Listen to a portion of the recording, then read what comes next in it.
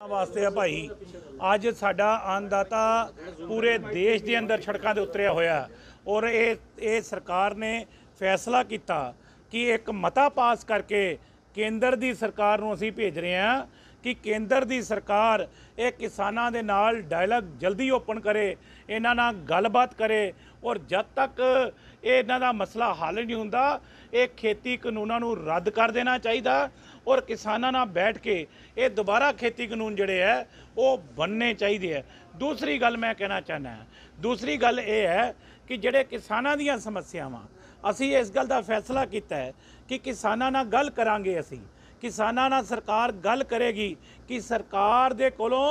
की एक्सपैक्टेशन है, किसान नूं वो चाहेगी कि सड़क तो लैके संसद तक किसानों के नाल खड़े होकर लड़ाई लड़नी है, असीं लड़ांगे। वो कहेगी कानून का दरवाज़ा खटखटाना है, सरकार दे किसान दे नाल मिल के असीं वो भी दरवाज़ा खटखटावांगे। वो कहेंगे विधान सभा के अंदर दोबारा किसी अमेंडमेंट की जरूरत आ वो भी असीं लैके आवांगे। और तीसरी मैं नाल दी नाल गल कह दियां बई जिहड़ी गुलाबी सुंडी का मामला है उहदे वास्ते मुख्यमंत्री जी खुद मौका दे के आए हैं और किसानों के घरां तक दस्तक दे के आए हैं। उन्होंने सारिया परेशानियां ते तकलीफां नूं बड़ी चंगी तरह नाल देख लिया और उन्होंने फैसला इस गल का करता भी स्पैशल गिरदावरी ये जिहड़ी है 24-48 घंटिया दे विच ये स्पैशल गिरदावरी आ जाएगी और जिन्हें किसानों दियां मुश्किल है उन्होंने हल किया जाएगा, उसका मुआवजा रिलीज़ करता जाएगा।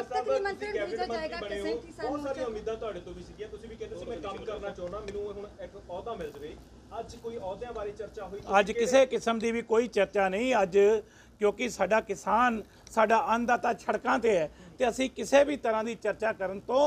बिल्कुल मना कर दिता कि अज सिर्फ किसानों से चर्चा होएगी, क्योंकि किसान का पसीना जो बहता फजूल है, आवाज़ उनके हक में उठाना असूल है। अज का दिन सिर्फ किसान वास्ते है, असी साड़ी प्राथमिकता किसानों वास्ते और किसानों वास्ते। पोर्टफोलियोज कदों तक क्लियर हो सकते हैं? मेरा ख्याल आज शाम तक या कल तक हो जाए। सर तो संयुक्त किसान मोर्चा को क्या आपने इनविटेशन भेज दिया? बिल्कुल, किसान मोर्चा को आपके माध्यम से भी हमने अपील की है कि भैया आप हमारी ड्यूटी लगाइए सरकार की, सरकार आपके साथ है, सरकार और पार्टी दोनों मिलकर काम करेंगे। सर कैबिनेट की बैठक तो हो गई, विभाग में इतनी बंटवारे में इतनी देरी बड़ी जल्दी हो जाएगा ना, कल तक हो जाएगा। आज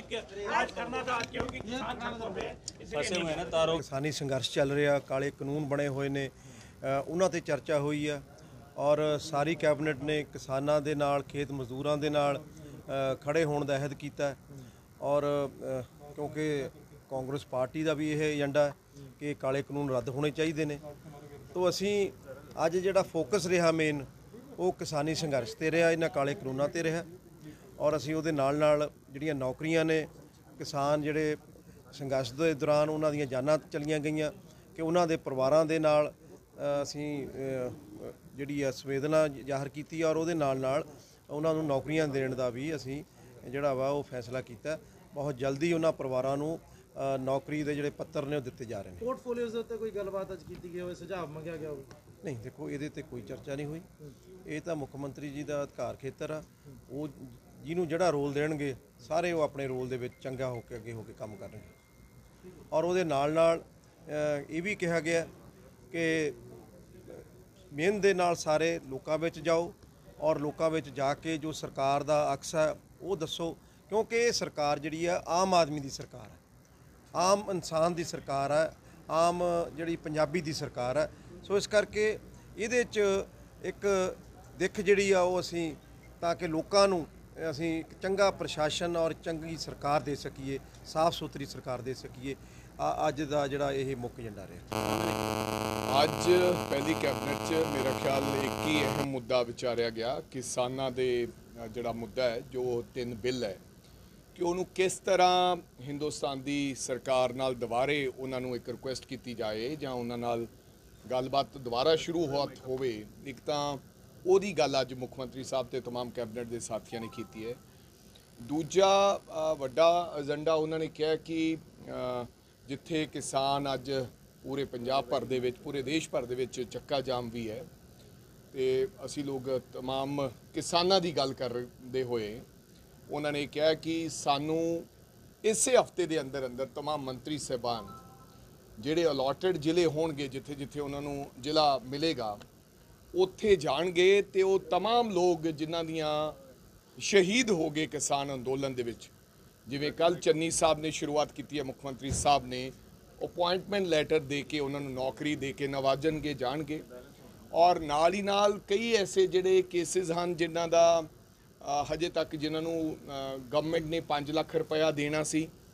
ਜੋ ਹਦਾਇਤਾਂ ਦੇ ਮੁਤਾਬਕ, ਜੋ ਕਾਨੂੰਨ ਦੇ ਮੁਤਾਬਕ, ਜਿਹੜੀਆਂ ਗਾਈਡਲਾਈਨ ਦੇ ਮੁਤਾਬਕ ਉਹਨਾਂ ਦਾ ਜਿਹੜਾ ਜੇ ਕਿਸੇ ਵਿਅਕਤੀ ਦਾ 5-5 ਲੱਖ ਰੁਪਇਆ ਕਿਸਾਨ ਸਾਡੇ ਭਰਾ ਦਾ ਰਹਿੰਦਾ ਹੈ ਤੇ ਉਹਦੇ ਵੀ ਉਹਨੂੰ ਜਾ ਕੇ ਚੈੱਕ ਦੇਣਗੇ। ਸੋ ਅੱਜ ਦਾ ਸਾਰਾ ਜਿਹੜੀ ਕੈਬਨਿਟ ਦਾ ਸਿੱਟਾ ਸੀਗਾ, ਕਿਉਂਕਿ ਕਿਸਾਨਾਂ ਅਸੀਂ ਸਾਰੇ ਖੇਤੀ ਪ੍ਰਧਾਨ ਸੂਬਾ ਹੈ, ਹੋਰ ਕਿਸੇ ਮੁੱਦੇ ਤੇ ਚਰਚਾ ਨਾ ਕਰਦੇ ਹੋਏ किसानी मुद्दे पे चर्चा हुई। विभाग बंटवारा कब तक हो जाएगा सभी मंत्रियों को?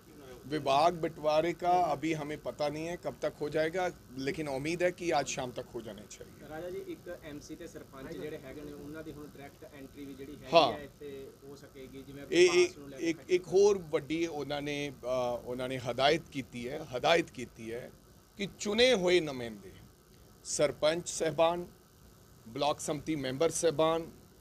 जिला परिषद मैंबर साहबान, MC साहबान, कांग्रेस पार्टी का जिला प्रधान,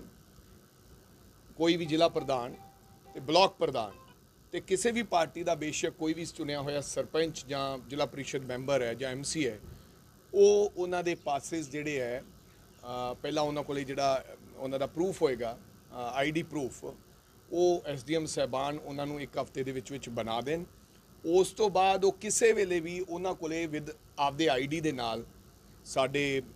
ਸੈਕਟਰੀਏਟ ਦੇ ਵਿੱਚ ਉਹ ਦਾਖਲ ਹੋ ਸਕਦੇ ਆ, ਉਹਨਾਂ ਨੂੰ ਕਿਸੇ ਪਾਸ ਦੀ ਕੋਈ ਜ਼ਰੂਰਤ ਨਹੀਂ ਹੋਏਗੀ। ਇਹ ਵੀ ਮੈਂ ਸਮਝਦਾ ਕਿ ਬਹੁਤ ਵੱਡਾ ਸਨੇਹ ਹੈ ਜਦੋਂ ਮੁੱਖ ਮੰਤਰੀ ਸਾਹਿਬ ਨੇ ਇਹ ਗੱਲ ਕਹੀ ਹੈ ਕਿ ਮੈਂ ਆਮ ਲੋਕਾਂ ਦਾ ਮੁੱਖ ਮੰਤਰੀ ਹਾਂ, ਕਾਮਨ ਮੈਨ ਦਾ ਮੁੱਖ ਮੰਤਰੀ ਹਾਂ, ਹਰ ਵਿਅਕਤੀ ਦਾ ਮੁੱਖ ਮੰਤਰੀ ਹਾਂ। ਸੋ ਇਹ ਬਹੁਤ ਵੱਡਾ ਇੱਕ ਸਨੇਹ ਹੈ, ਕਿਉਂਕਿ ਬਹੁਤ ਦੇਰ ਲੋਕ ਵਿਚਾਰੇ ਬਾਹਰ ਖੜੇ ਰਹਿੰਦੇ ਸੀ, ਕਈਆਂ ਨੂੰ ਪਾਸਿਸ ਨਹੀਂ ਮਿਲਦੇ ਸੀ ਔਰ ਕਈ ਵਿਚਾਰਿਆਂ ਨੂੰ ਪਾਸਿਸ ਉਪਲਬਧ ਪਤਾ ਨਹੀਂ ਸੀ ਕਿੱਥੋਂ ਮਿਲਨੇ ਆ। ਸੋ ਇਹਦੇ ਨਾਲ ਉਹ ਆਉਣਗੇ ਤੇ